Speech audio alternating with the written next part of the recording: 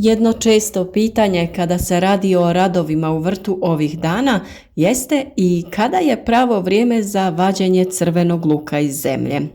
Znate da se mi trudimo da budemo u korak sa radovima u bašti, pa je zato to i tema našeg današnjeg videa. Tokom mjeseca jula počinje berba crvenog luka koji smo sadili u jesen ili u proljeće. Luk posađen u jesen dozrijeti će malo ranije, početkom jula, a onaj proljetni nešto kasnije, polovinom jula. Upravo zato najveći utjecaj na vrijeme kada vadimo luk jeste vrijeme kada smo ga i sadili.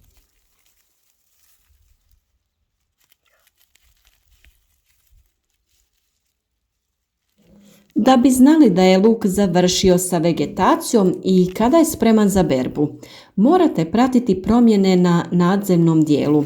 To je takozvana cima luka. Tokom rasta ona je uspravna, a kada luk prestane rasti i počinje dozrijevati, ona se krene polijegati.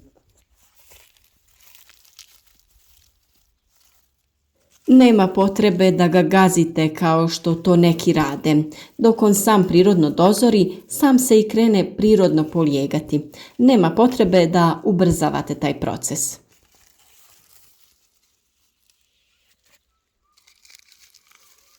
Dakle, čak nije ni potrebno čekati da se luk osuši u gredicama. Polegnuto zeleno lišće je znak da je luk spreman za berbu. Ukoliko ga poberete odmah dok krene polijegati, luk je tada idealan za pletenje vijenaca jer ima dosta lista sa kojim možete plesti.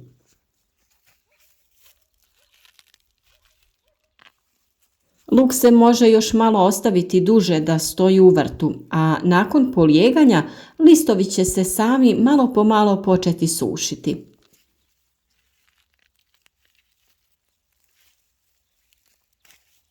Sve savjete o uzgoju luka, naravno, imate na našem kanalu i tu možete pronaći videe o svemu što vas zanima vezano za vrtlarstvo i voćarstvo.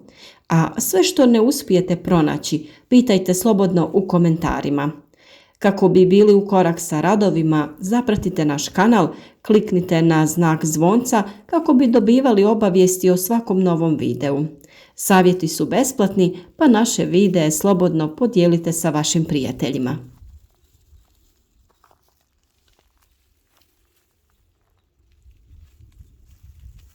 Luk se vadi kada lišće omekša i počne se sušiti, a oko 70% stabljika polegne. Vadi se, što ovisi o sorti, od početka do kraja jula, ali ovisno o vremenu sjetve, brati se može sve do 15. augusta.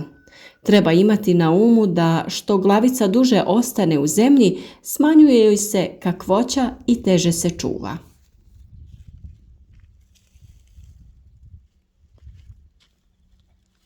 Preporuka je ipak da se pobere prije nego se svi listovi osuše, a to iz više razloga. Lišće je praktično za samu berbu luka. Primite luk za lišće i počupate. Na taj način ćete brzo biti gotovi sa berbom, ali samo ukoliko zemlja nije previše tvrda.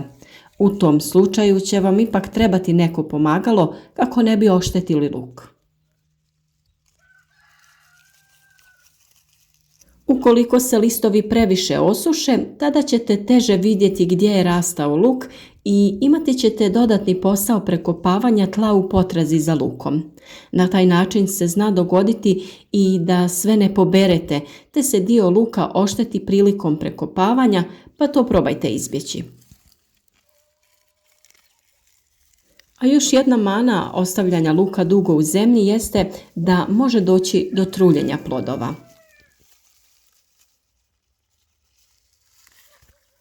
Unatoč velikoj suši i visokim temperaturama, uz odrađene mjere zalijevanja i pravovremene prihrane, ove smo godine jako zadovoljni sa veličinom glavica luka, kao i sa urodom općenito.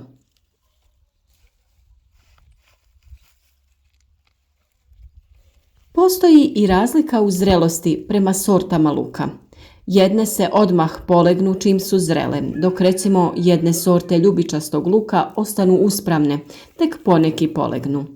Trenutak zrelosti se vidi po tome što vrhovi listova krenu da se suše.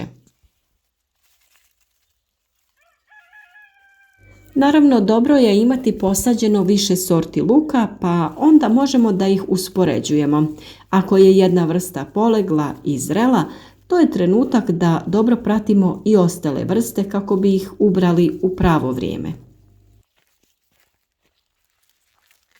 Ponekad dio luka procvjeta i ode u sjeme, pa tada dio luka ima karakteristične stabljike sa cvjetovima koje se ne poliježu. Razlog cvjetanja luka može biti najčešće ili nepovoljan trenutak sadnje ili prekrupne lučice, to je sadni materijal. O toj temi imate poseban video na našem kanalu.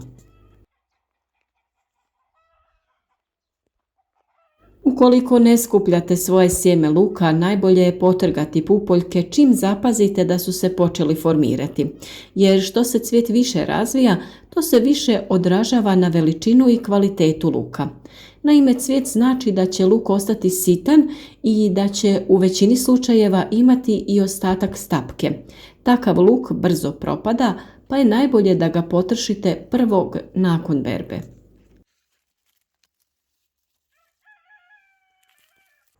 Ovdje možete vidjeti kako to izgleda luk koji je pustio cvijet i ostao je dosta sitan. U sredini ćemo pronaći ostatak ove stapke, te taj luk neće biti baš ukusan za korištenje. Većinu njegovog središta popunjava ovaj mesnati dio, a ostatak ostaje šupalj. I ovaj luk naravno možete konzumirati, samo je bitno da ga potrošite među prvima jer on ne može dugo stajati. Ukoliko ste pratili naše prijašnje videe o sadnji luka, mogli ste primijetiti da smo jedan dio luka sadili uz mrkvu, zato što su luk i mrkva dobri susjedi u vrtu. Taj luk se pokazao jako uspješnim. Glavice su bile dosta krupne i jako zdrave.